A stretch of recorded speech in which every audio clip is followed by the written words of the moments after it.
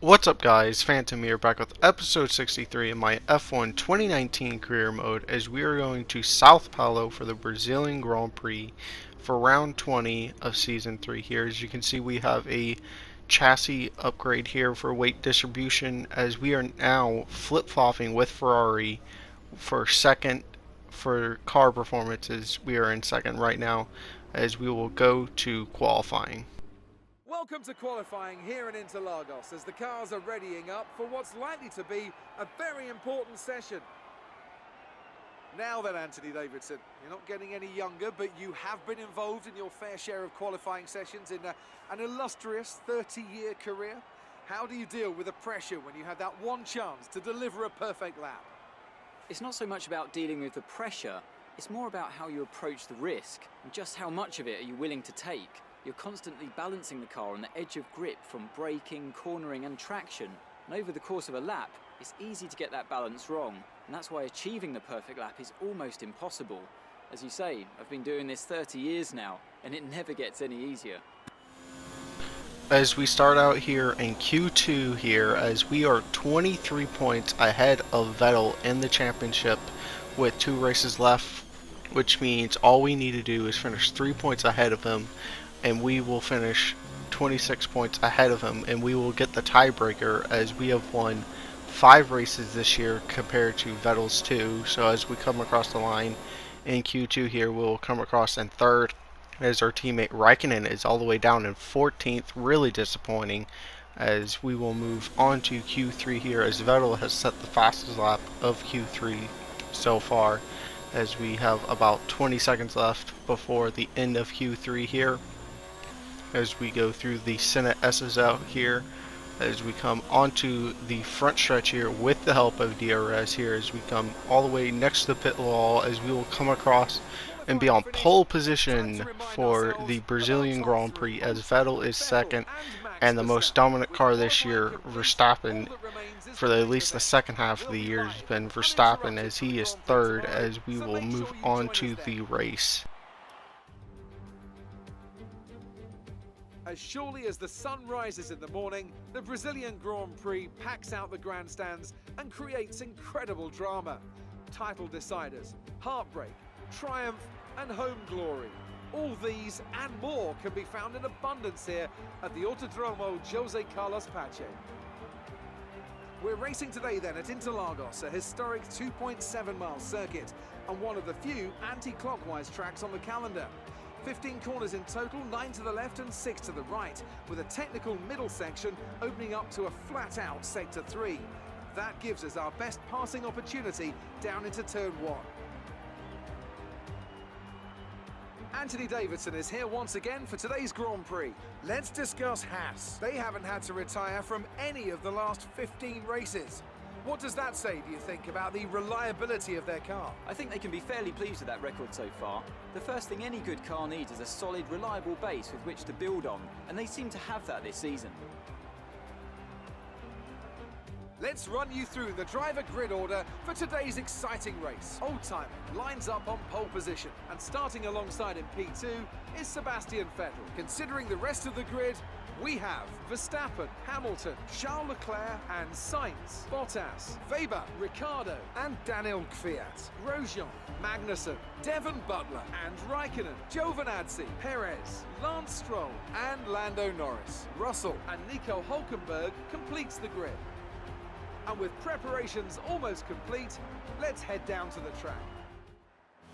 As we sit here on the grid in Sao Paulo on pole position here, as the 5 lights are on and they are away, as we get a really bad launch there as Vettel and Verstappen are going to swallow us up, as we have to fold back into 3rd place here, as we have already fallen behind our 2 championship rivals here, as Verstappen was eliminated at USA last race here, as Leclerc and Hamilton are looking at us, as Hamilton takes a little bit of a look there or inside, but thinks better of it, as Vettel with his better start sets the fastest lap as he's going side by side with Verstappen here.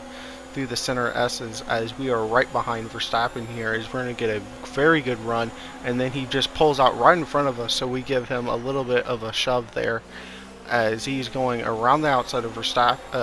Vettel has made it, so Verstappen has made it work there. As we look on Vettel, as we thought better of it, wouldn't be a very good choice to try to dive bomb that fast right-hander there, as we are now on the pit straight here, as we're going to go down the inside of Vettel here, as Verstappen has set the fastest lap of the race there, as Vettel will keep it hang around the outside there, but he went a little bit deep, which will allow us to get a very good run with DRS down to the inside of Vettel here, as we have so much speed, much more speed with our DRS, but we've gone a little bit wide there as we now go side by side, as he's kind of forced us off the circuit, but we will have the better straight line speed there. We have the inside for this right-hander going uphill as we come on to lap 3, as Verstappen is now setting fastest laps, as he's kind of getting a little bit away, but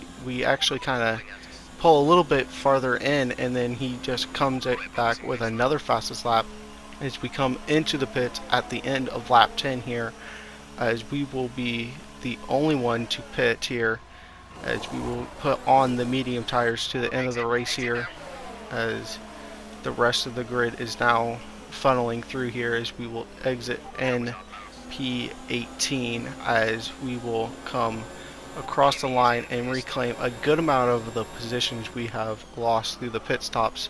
As you can kind of see there a little bit, as that is Verstappen there coming out of the pit lane, as we have Giovinazzi right in front of us, as there is Verstappen, as he's actually pulled up the undercut on us, as we're going to go down the inside of Giovinazzi, as we need to make this pass work if we want to stay anywhere near Verstappen, as Verstappen has been held up through the middle sector there by all those slower cars in the mid pack there, as we set the fastest lap of the race there with the help here of DRS, as the rest of the cars are pitting on lap 12 here, which will give Verstappen the lead for now, as we close right up the Verstappen into turn 1 here, as we get a little bit loose there, as that will pull us off of Verstappen just that slight bit here, as we will have DRS down this side straight here, as we will close right back up to him, but we still won't be able to pass him there, as we force him to go a little bit defensive there, as there's now a green flag there,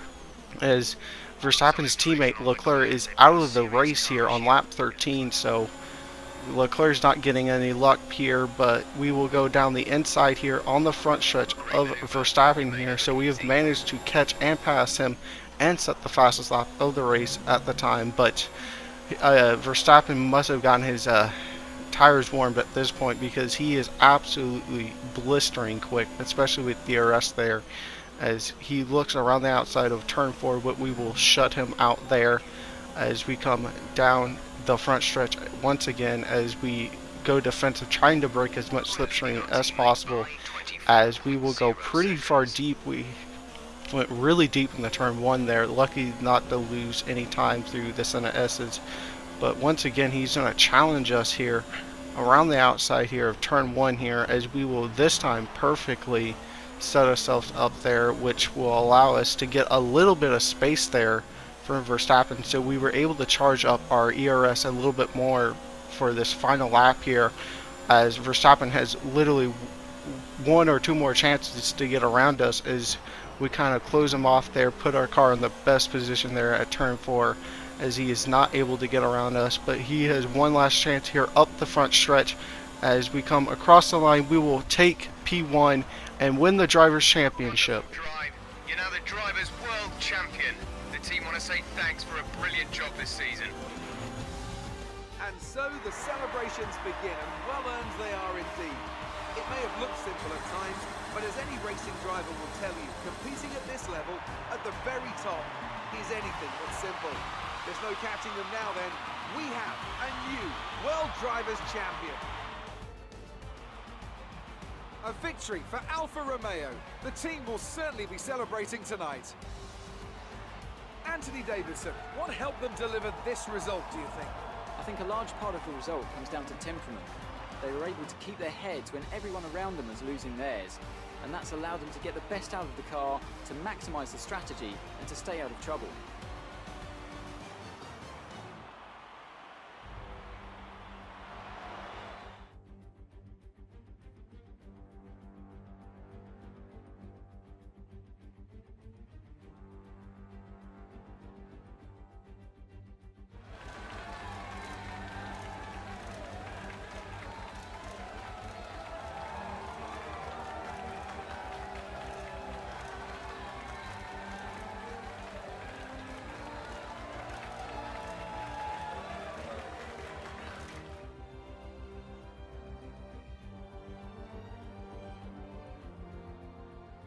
So let's review the updated driver standings. This also means that there's no catching our leader anymore, and we crown a new World Drivers' Champion. After an incredible day of racing, who was your driver of the day, Ant? It's got to be Lando Norris, hasn't it? Smooth, confident and assured. I've got no doubt that he and his team are going to be over the moon with his performance today. It's time to see how things are shaping up in the Constructors' Championship. McLaren continue to increase their gap at the top. Well, Ant, an end to another fantastic weekend of racing. Thanks to everyone who joined us, and we'll see you for the next one.